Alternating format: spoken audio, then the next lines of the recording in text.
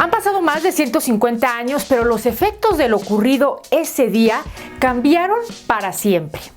La historia de México, así como lo escuchamos. El 2 de febrero de 1848 se firmó el Tratado de Guadalupe Hidalgo, por el que México vendió la mitad de su territorio a Estados Unidos. Eso lo tiene muy presente el presidente actual, Andrés Manuel López Obrador.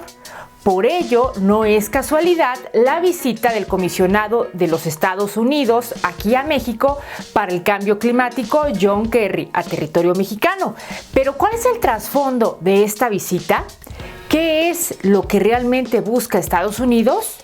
Pero, ¿qué es lo que México trae entre manos? Esa es una gran pregunta. Descubre las respuestas a estas incógnitas.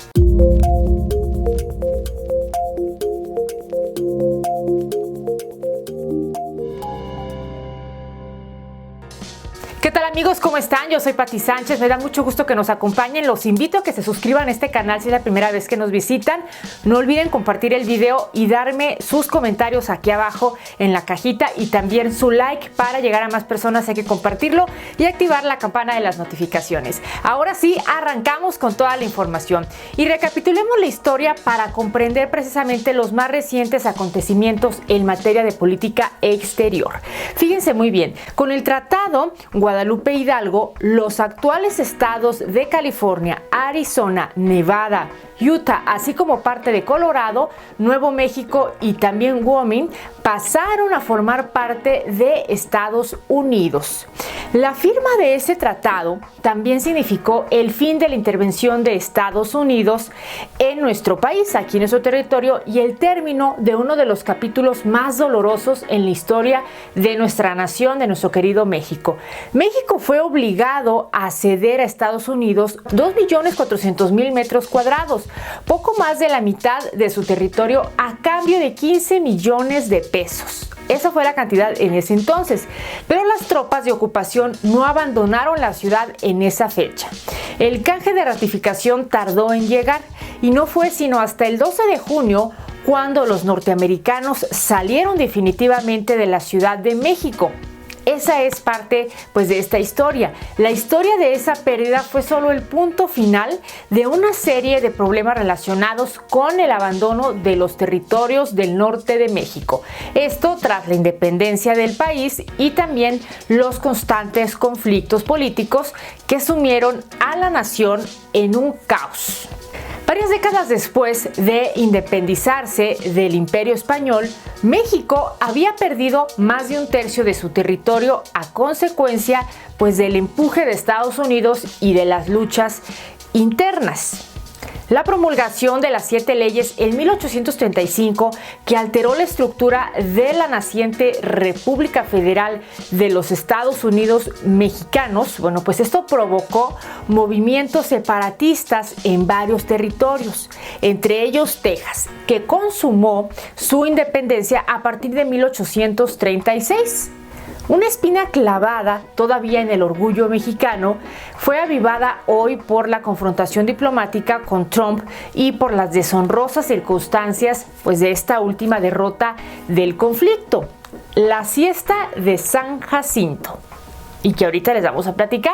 El enfrentamiento entre las fuerzas mexicanas y las tejanas, apoyadas por Estados Unidos, comenzó con una grave derrota de los secesionistas en 1836.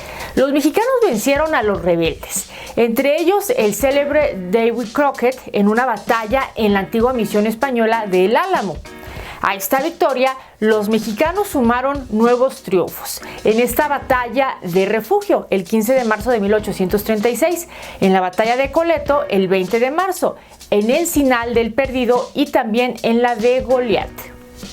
No en vano, esta racha de vino y rosas llevó al general y presidente de México, Antonio López de Santana, a adentrarse en territorio tejano, dejando atrás una gran parte de sus fuerzas al mando de los generales Vicente Filisola y José de Urrea.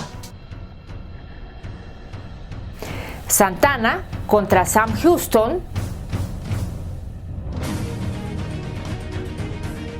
Santana logró alcanzar a los tejanos a la altura de Nueva Washington, si bien sus tropas no pasaban de los 900 efectivos y prefirió actuar con cautela. López de Santana detuvo la persecución el día 19 de abril en punto de la confluencia del río San Jacinto y el río Buffalo Bayou, al este de la actual ciudad de Houston, sin darse cuenta de que en pocos días pues iba a convertirse él en el cercado. Santana estaba precisamente por primera vez en inferioridad numérica y en territorio rebelde. Los líderes tejanos, Sam Houston y James C. Neal, reorganizaron sus tropas y la tarde del 20 de abril, recibiendo una columna de esfuerzo hasta elevar su número de efectivos a 910 hombres.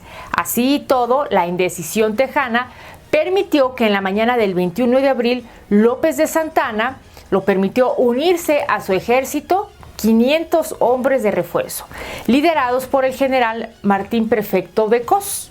Y aquí el presidente mexicano volvió a cometer un grave error: el ordenar que los refuerzos que llevaban en marcha desde hace ya 24 horas comieran y durmieran en lo que pretendía ser una breve siesta, pero terminó siendo un maratón en honor a Morfeo. El presidente de México estuvo preso 7 meses y fue enviado a Washington, D.C. para tratar directamente con el presidente estadounidense Andrew Jackson en calidad de prisionero de guerra, que así es como estaba en ese momento.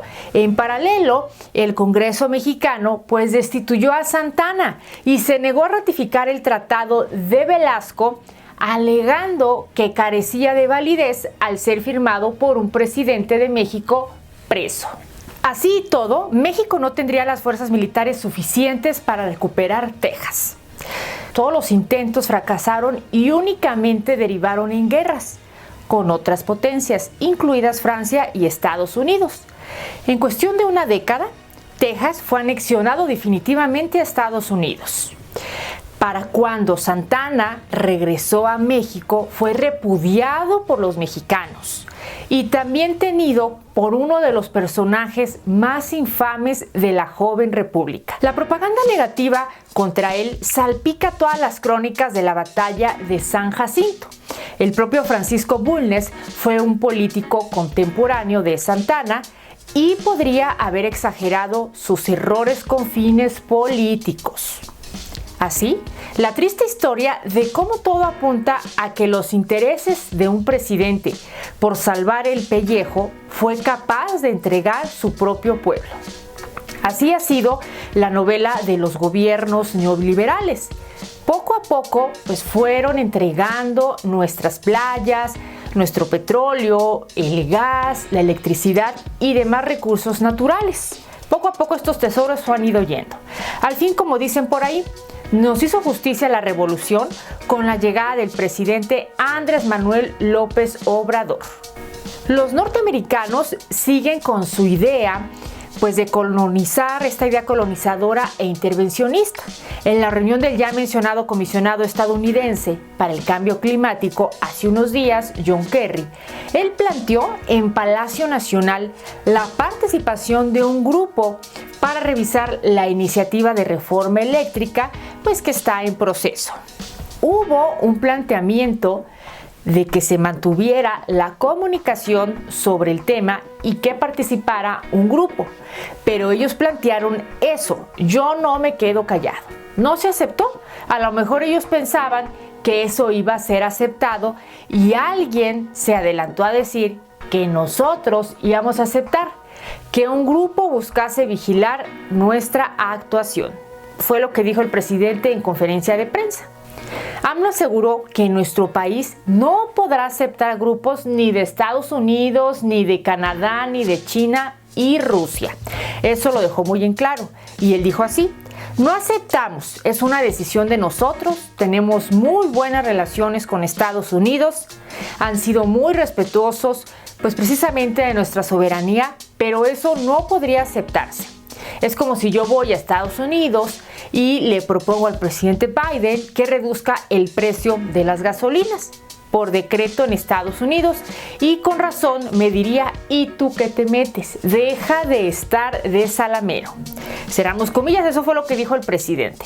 El mandatario aseguró que les dejó claro que tendrán prioridad las empresas públicas como la Comisión Federal de Electricidad y Pemex, por el bien del pueblo. ¿Quién lo diría? Ahora ellos vienen a suplicar acuerdos.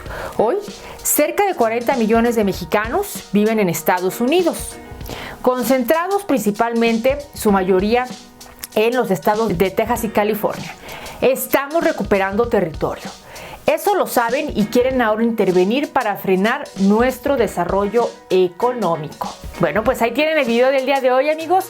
Soy Pati Sánchez. No olviden compartir este video, dejarme sus comentarios, su like y sobre todo compartir siempre para llegar a más. Ya saben que cada semana tenemos un video nuevo de lo que sucede aquí en ¿Qué hay México? Activen la campana de las notificaciones y yo los veo la próxima.